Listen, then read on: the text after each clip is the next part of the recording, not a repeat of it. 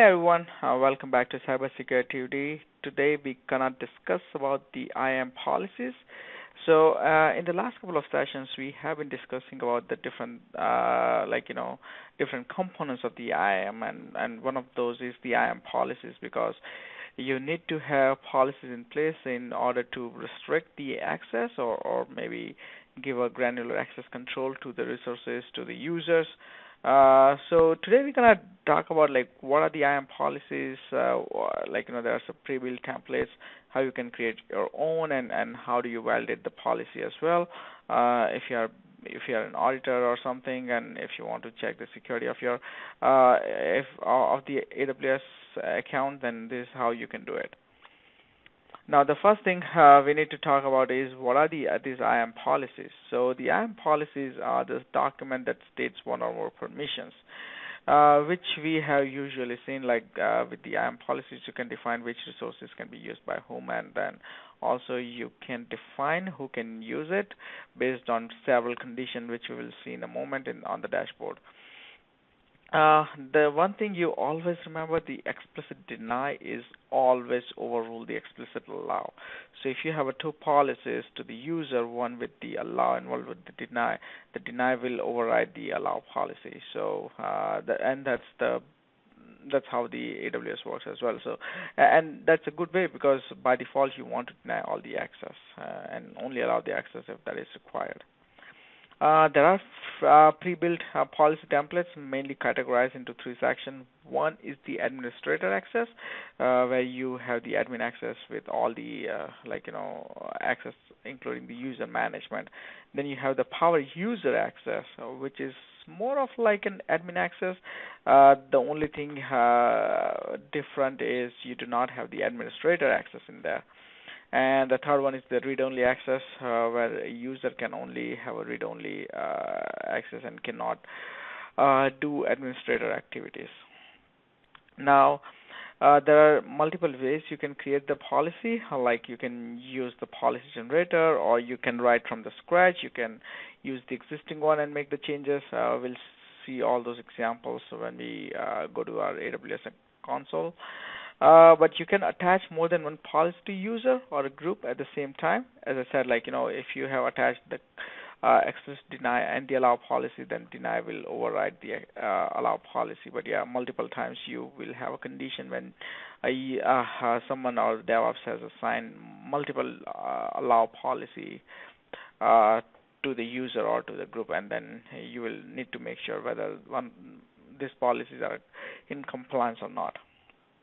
Now, policies you cannot attach directly to the resources, such as EC2 instance. So, of course, you will have to attach the user and group. And then last time we also talked about the IAM roles, where you can attach the policies. So, go back and see the episode 9 if you haven't. But that's how you attach the policy to the user.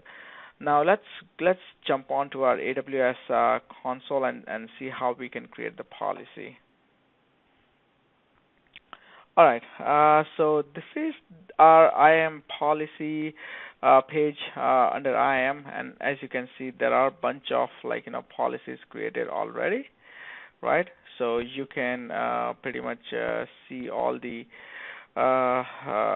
you can use all the policy which you want, but here is the one thing which I would like to show you guys.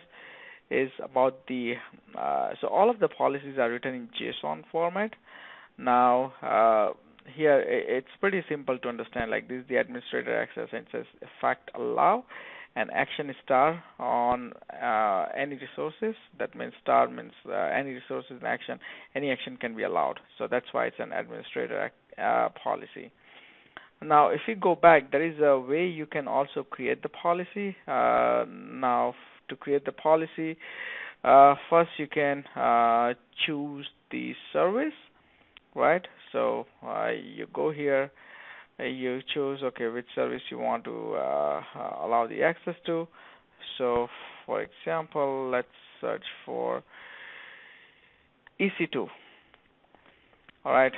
Now you can also do you want all the EC2 access to all the access level, or you just want to give a read access, right? So as you are going through this wizard, it's also creating a JSON in the background, and you see it will also give you a warning here that if you are doing if you are missing out something. Now resources, you can add the ARN here. So for example, any particular account or instance ID if you want to give an access to, or you can also just say all the resources, which is asterisk that we have seen in the past. Now, other things, you can also request the condition. So console users who have a temporary credential with the MFA device, then only then you will allow the access. So and then you can of course also configure the additional permissions if you have to. But right now this is what it is, and now if you go here in the JSON, as I said, like it's writing the JSON code in the backend. So this is what it says, like these are all the actions which we have said, which are allowed.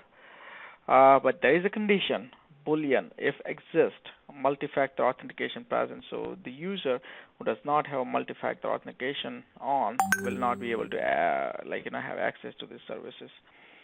So this is a cool way to do it. Like of course you can also make changes directly here. But this wizard is pretty much helpful because you can just fill out the information, and then I'm gonna name this policy is dated, right? And then let's create the policy, and should be created. Now if I search here, there you go. We can click on here. We can see the JSON, and you can also add the policy in here, right? So that was one of the way you can create the policy. Actually, there was a couple way, like you can see the JSON, and then you can do that as well. The other thing you can do is you can import the managed policy. So for example, let's say if I'm importing this policy, and I see the JSON here, so you see I already have it here, and then I can make the changes here. So for example, let's say this comma is missing, right? I imported the existing policy, and then I made changes to it, and then I'm like, okay, let's go ahead and save this policy. But it's not going to work. The reason is, as you can see here, as soon as I click on the review policy, you will see this policy contains the following JSON error. It was expecting comma, but it couldn't find it.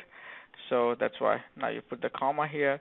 You go to the review policy. You can add the name, whatever you want, and then you can create the policy the same way we did previously.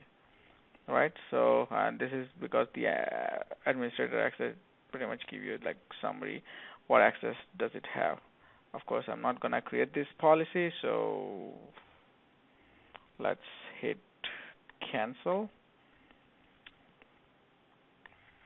And this is just the action that you can do. But so these are the way pretty much you can create the policy. I like the visual editor the best way to do it, because that way you will have access to everything. You can write the condition. You don't have to know JSON how to write the code, but either way you can still write the condition. You can manage what resources you want to give access to, and of course JSON. You can also write the condition as well manually once the policy is built in the editor. So there is a cool way to do it. One thing that I would highly recommend, if you are reviewing the cloud security, if your organization is moving to the cloud, make sure you review these policies. You do the spot check and make sure the allow explicit deny is in place whenever it's required, and it's not like everyone should have access to everything. So that's about it. In this episode, we have pretty much covered the IAM part. I'll see if there is anything in detail we have to cover in the IAM policies, but I would again highly recommend you guys to create a free tier account on the AWS and try this out by yourself as well. So that's it from my end. I hope you guys have a good New Year. Thank you for your time, and I'll see you guys next week.